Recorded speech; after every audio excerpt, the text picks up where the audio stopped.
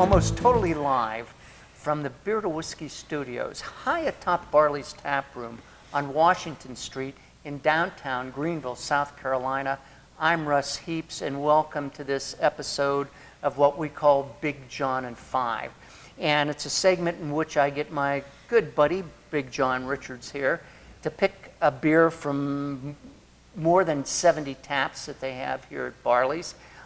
We taste them, we talk about them, we smell them, we do all the pretentious stuff you're supposed to do with beers, and then we drink a bunch of it as well, which is the best part. And that's mainly because our job is to spread the gospel of good taste, and it is thirsty Indeed. work. And having said all of that, John, what do we have in front of us? A special treat for me this time, Russ. It's It doesn't always have to be about me. Russ lets me stray from the path every once in a while, as it were.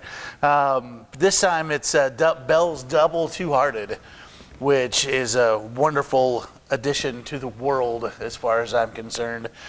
So, as I've said before, every person who's ever become an IPA drinker has had a phase with Bell's Two-Hearted where it becomes their favorite beer and they think it's the best beer on the planet. And it's because it's on that list, it's for sure.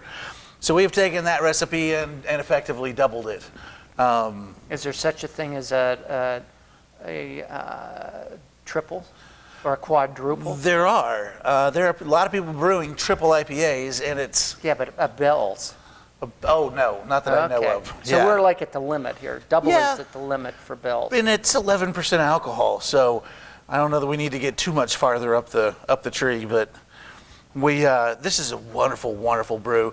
And one of the things that's fun about doubles is the bigger you get, the bigger everything gets. So a lot of people who don't like hoppy beers will find that they like double IPAs because the balance is so swings so far into that malty direction. You have to put some of the unfermentables, some of the big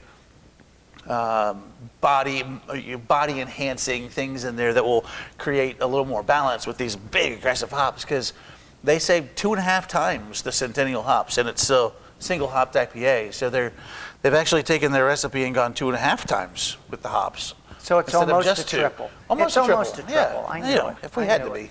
I know it. But it's really fun. It really pulls that balance of pine and citrus that classic IPA always has.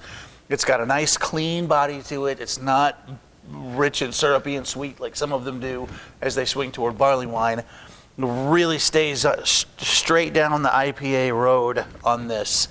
So I'm excited anyway, and I'm ready to give it a try. I'm on the edge of my seat. Yeah, we can tell.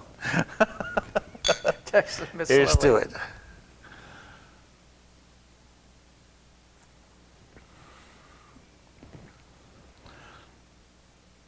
Yeah. That's big orange creamsicle stuff going on up front. It is. And it gets grapefruity, and it gets a little more dry as it goes down. The pine comes out towards the back. And this is neat too, because as you sip again, you're just going to get that front end, and it's fun.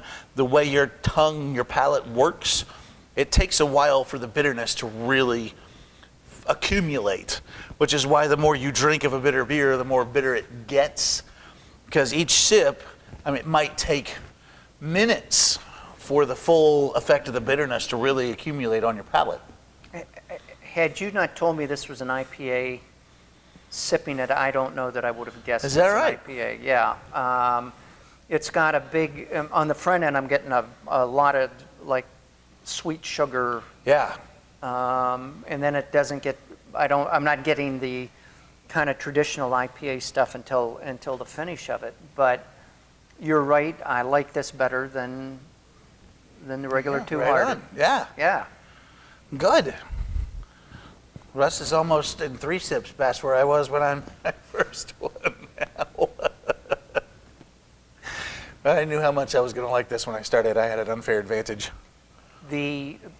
Now, I want to point out the reason normally when we would have an 11%, we would have it either in a 10-ounce glass or in a snifter. Oh, yeah. But somebody didn't realize it was 11% until he'd already poured them. And then what we were going to do? We had, right, you know, what are we going to do? So, but I like this. Nice, good. See, it's all about trying stuff, and I've said this with my friends, and I've said this in classes that I've taught, that sometimes finding out what you don't like is just as much fun as finding out what you do and why when you're exploring the way you want to taste things. And then the more you continue to give your palate a chance to try things, the more it's going to expand. There's just no way around it. The more you taste, the more your tongue is going to learn how to recognize some of those tastes. Right. Bell's is Michigan. Bell's is Michigan, originally in Kalamazoo, and they've moved their big production facility to Comstock, which is right around the corner there. So you'll see it on the bottles. It says Comstock. When you see it's like, it's over here. It's over here somewhere. Anytime you talk to anybody from Michigan, they're always going, well, or got them, they're pointing. It's like, who cares? Don't tell anyone from Michigan he said that. But I think when I think of Michigan, I think of Bell's and I think of Founders. Yeah, Founders is in Grand Rapids, and Kalamazoo is over on that same side. Right. They're over on the western side. But Bell's is obviously one of the iconic Michigan breweries. And still an independent brewery, still, effectively family owned. And right. Like we've talked about before, that, and just doing a masterful job with what they do. One of those breweries that almost can do no wrong, Right. There's I agree with that. 8 or 10 of those that I had, will name in this country that carte blanche. Yep. Yep. I'll drink almost anything that they produce, and I will like it. Yeah. I will like Indeed. it. Yep. Anything else? So, some of these folks just have the touch. They do.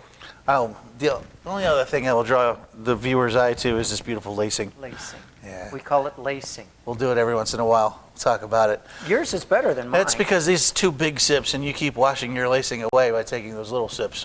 I'm a little guy. What can I tell you? It happens. I am taller lying down than I am standing up, but I'm still a little guy. Yeah.